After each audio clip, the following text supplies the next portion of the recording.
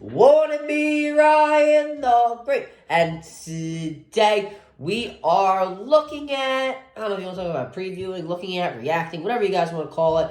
The Suns. They have had 3 games in with this new big 3-4, whatever you want to call it, with Kevin Durant, Chris Paul, and Devin Booker. If you want to add DeAndre Ayton to that, you can, whatever. But we have seen 3 games total with them, and now we're going to talk about what their ceiling is now that we have seen, I think enough games to judge what this team can do when it comes to the postseason. So we're going to be talking about, just pretty much the team in total, the offense, and just about every aspect of the game we're going to be talking about. So we're just going to get right into it. But before we get right into it, guys, make sure you subscribe with your post notifications on. Go subscribe to my second channel at Ryan the Cod Great. Make sure you follow me on Twitch at Ryan the Great Podcast.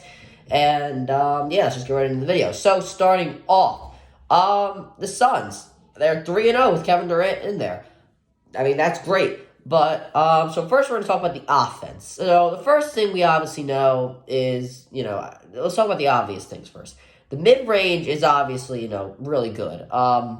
In the first game, they were 47% from the field from mid-range.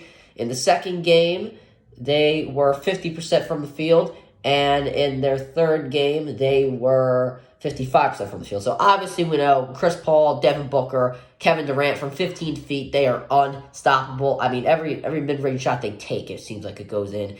They are just, great from mid-range. Next, something that's been two things that have been a pleasant surprise. Well, I mean, the second one, probably not, but you know what I mean. Like, you guys will see. 3-point shooting. That has been really good, actually. I think that the role players have done a really good job with that 3-point percentage. In the first game, 36%. In the second game, it was 42%.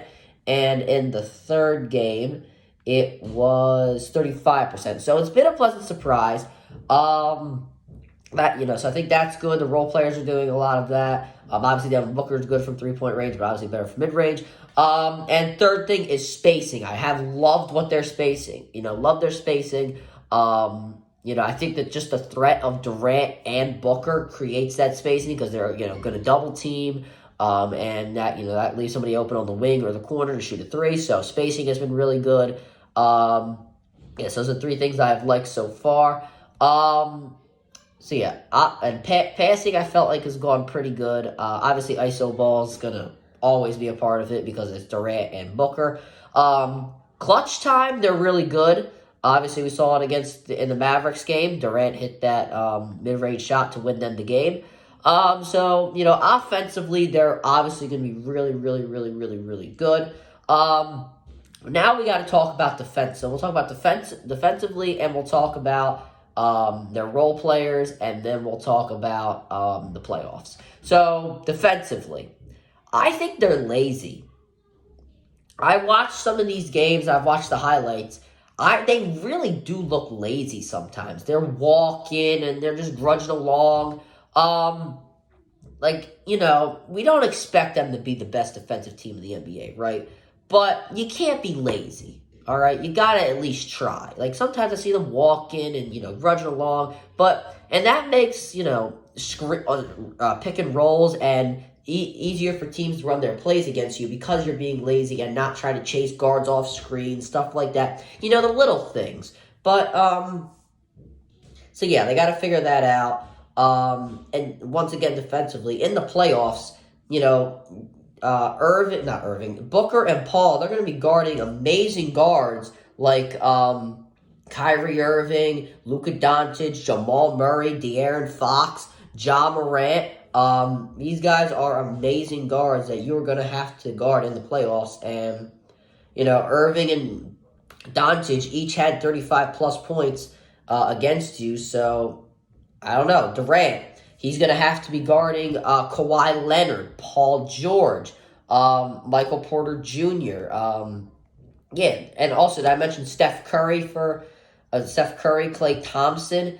These are guys you have to think about that you're going to guard. And, as I just said, Irving and Doncic had 35-plus points against them. So, not the best look. And you're not going to have 130 points every game, which is what you did against the Dallas Mavericks. I think guarding the perimeter has also been a problem as well. But I think one person defensively we have to look at is DeAndre Ayton. A few years ago in the NBA Finals, he got absolutely dominated by Giannis Antetokounmpo, and now Jokic, who looks to potentially win his third MVP award, he's probably going to have to go up against in the conference finals, or now the fourth seed, maybe even the second round.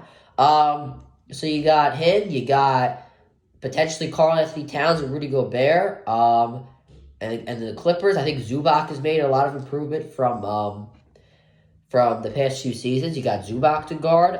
So Ayton is a big question defensively. So I think that he's got to step up. He's got to step up. Next thing, role players.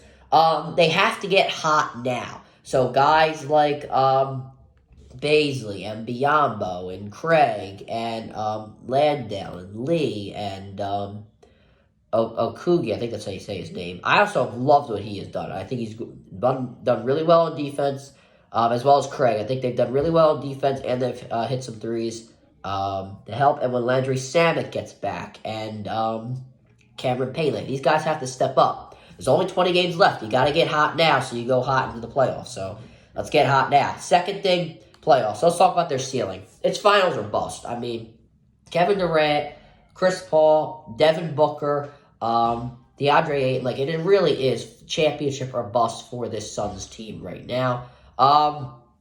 Do I think they can beat Denver? Sure. They got the talent to. Do I think they can beat Memphis? Definitely. I really don't think there's anybody on Memphis that can guard Kevin Durant. Sacramento? Sure. Golden State? Yeah. Minnesota? Yeah. I think they can beat anybody in the West right now. It just is a matter of, coming up in clutch time, being aggressive on defense, the role players stepping up. They have to do this. So the ceiling, championship. It really doesn't change. I don't think it does change. They have to win the championship.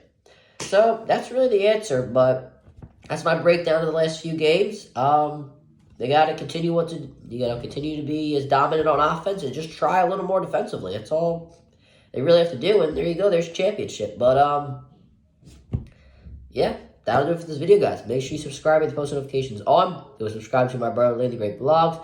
Go subscribe to my second channel at Ryan the Con Great. Make sure you follow me on Twitch at Ryan the Great Podcast. And as always, Ryan the Great out. Peace.